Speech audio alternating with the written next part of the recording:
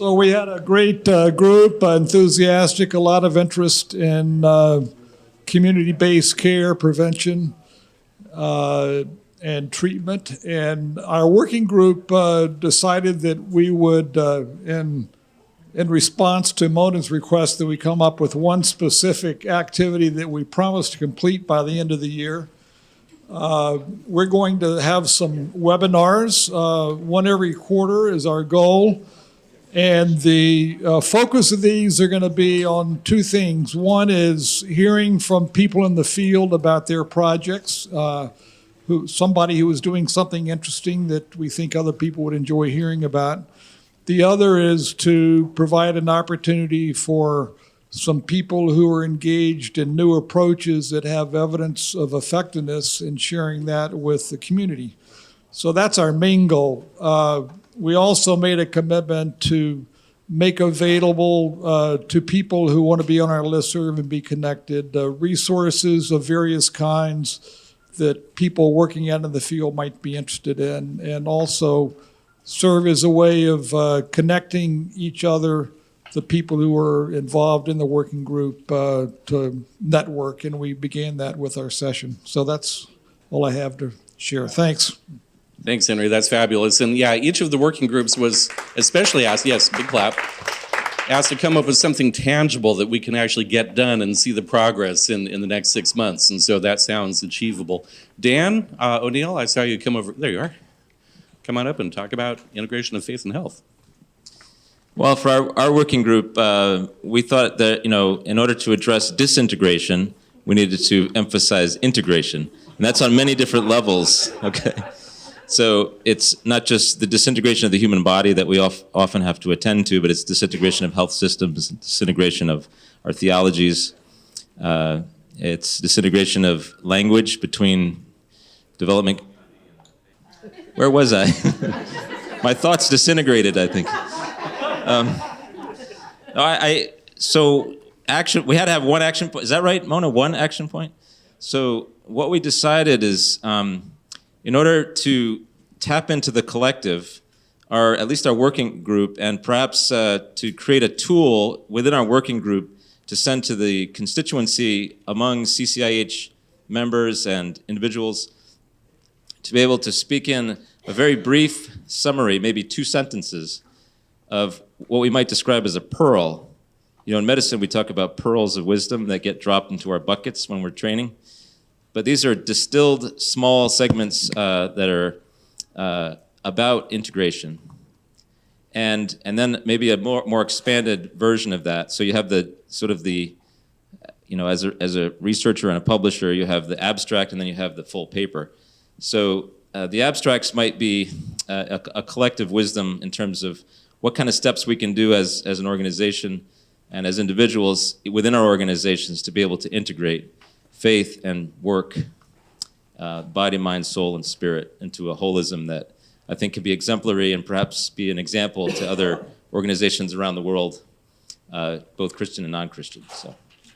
So I think that will possibly get something to you this year, by God's grace, we hope. Awesome. Thanks, Dan. Telling the story and sharing stories is a common theme, it seems, so far. So, Allison, do you want to come up and talk about health of women and children? And look at me, I've got 2 microphones. Take your pick. Which one works? Both. I'll keep one. Probably shouldn't have to. Good afternoon, everyone. It was great to spend some time with members of the Health of Women and Children Working Group this morning. We had my esteemed co-chair, Paul Mosley, in on Skype on the front screen, so that we had a lot of fun with that, thinking about our remote participation. It was telling because that's a way that we connect and can connect throughout the year in all of our different locations. We spent our time going through and trying to focus with the encouragement that we got yesterday from Dr. Redfield, and think about how we can work together on a specific tool to fill a gap in our area. So we have kind of brought it down to to the area of respectful maternity care and respectful pregnancy care as a topic that CCIH has a position to speak into. And so our hope is that this year we can put together a concept or a concept note that CCIH can shop around to potential donors to develop a tool for churches, for local churches to address the topic of respectful maternity care and respectful care during pregnancy. We know that there are a lot of there are trainings and tools out there throughout the secular and faith-based realm for the technical know-how of how to do these things. But what about how churches can be envisioned and implement this work?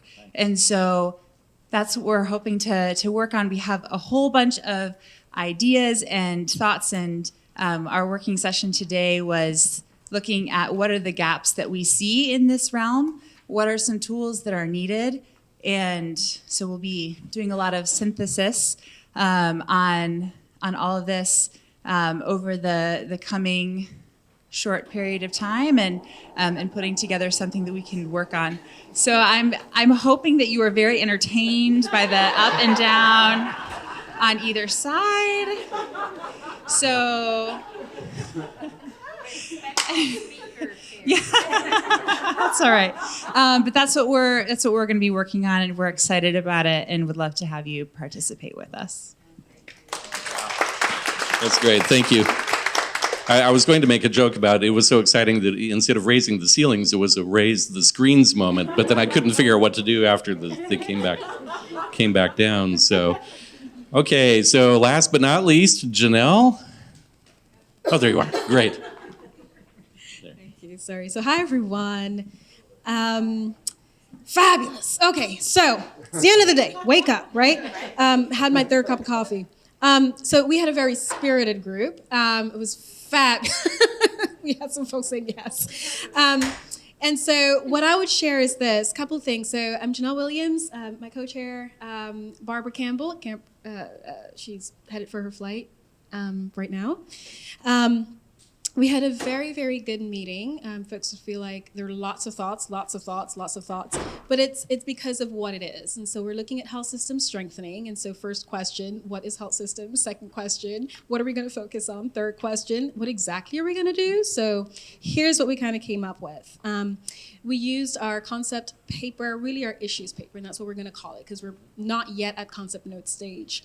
And that basically defined sort of what the to-dos would be, which are basically three things. one, mapping, two, resource collection, and really three, thought leadership.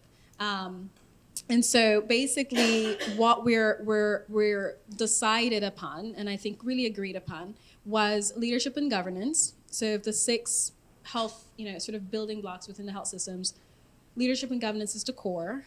We did a pre-conference session. I think we had the meeting today, and it was sort of, again, I think affirmed and reaffirmed that that's the sweet spot and the greatest area of need, and also the greatest area to begin to really set some thought leadership around the definitions. So what does leadership and governance look like within a faith-based health system? And so that really becoming something that we wanted to look at. Recognizing that we're really needing to find a fit. So recognize we did a little mapping of ourselves and sort of who's where and who's what. So academicians, am I saying that right? Mm-hmm. Sort of development folks, sort of who did we have in the room, NGOs, so on and so forth. So basically, we recognize that certainly we've got very many voices coming from different perspectives speaking to this issue. And so how can we help folks figure out where they fit into all of this as we begin to set these definitions up? And so basically, the 3 things that we're going to be moving forward in, one is kind of mapping the mappings. So Kathy is basically the person who's going to kind of capture that. So the idea is that everyone goes home and all the various mapping projects, programs, ideas that are currently occurring that we know of, we're going to pull that together, get that to Kathy, and that's part of our work because we kind of need to know where everything is and what's going on. The second is identifying and sharing of the resources, which sounds like a lot of us are trying to do. So kind of pulling together all the various sort of publications that folks have done, papers, reports that really speak to health system strengthening with also a special focus around leadership and governance. So kind of having that be sort of the focal point that we kind of prioritize. And then the third piece is really beginning to think about analysis and synthesis. And so, it's the idea where it looks at maybe CHAs from across the world, right? So particularly within developing nations, and sort of what are some of those areas of synergies, what are some of those areas of strengths, what are some of the things that we see as consistent challenges, and then how does that begin to sort of make sense and or add to these definitions that we're talking about. And so basically, at the end of the day, the whole is that the idea is that this can help with a 30 by 30. Got you. The way that can potentially happen is once folks find their fit, and then we've got a sense of what the strengths and the challenges are, that there can be some connect points, and there might be an opportunity for some matchmaking. So yeah, within a year, possible, because a lot of the work has been done. It's really a matter of pulling it together. So we've got a lot ahead of us, but I think that we've got some great people, and we've all committed to engage with each other post the conference. Yay. So we will keep you all engaged and let y'all know. Thank you. Great, thank you. Thanks, Janelle. That's great, and I'm glad you mentioned the tie-in to 30 by 30 because that's the question that's coming up, and the working groups are providing the thought leadership. They're the volunteer cohort that's helping us get the ideas and get clear about big picture principles and then translate them down to something tangible. 30 by 30 becomes a platform for us to be able to share what members are actually doing concretely in health system strengthening. So there's a connection between the two, but I'm so grateful that the committee is taking that thought leadership. So thank you for that. And thank you to each of the working groups.